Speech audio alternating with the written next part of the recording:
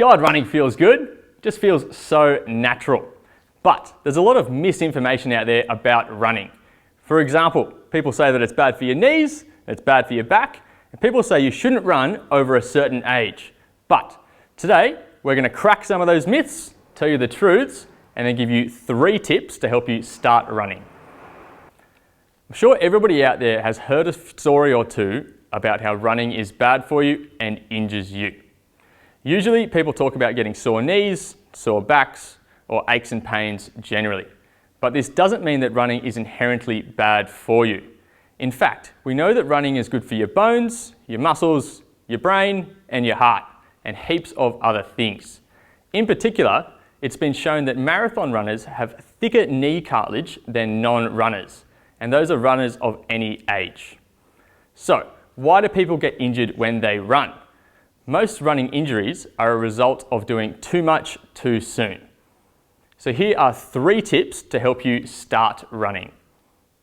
The first tip is to start low and go slow. We suggest trying interval running here.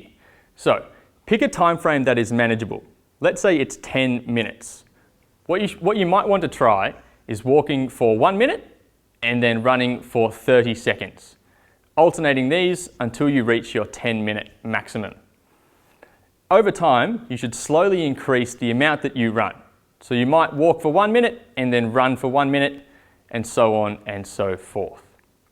Because we know that most running injuries occur from doing too much too soon, it's often best to underestimate your ability. So pick a time frame that you can definitely do comfortably, and then slowly and surely increase over time. After your first run, you might have a few aches and pains. It's important to remember that this doesn't mean that you've done any damage. It's just your body adapting to a new load. So, our second tip is to give yourself adequate time to rest and recover. This means getting adequate sleep, adequate hydration, and adequate protein intake so that you're ready for your next run. So for example, if you go for a run on the Monday, you might be a bit sore on Tuesday and Wednesday, and you might need to wait until Thursday until giving it another go. The third tip is to supplement your running with resistance training. Now, why would resistance training help my running? Well, when you run, you put a lot of load through the muscles, bones, and tendons, particularly in your lower limb. Resistance training can help build up the capacity in these tissues that will help you when you run. Resistance exercises that target the calves, the quadriceps, and the hamstrings would be perfect exercises for this.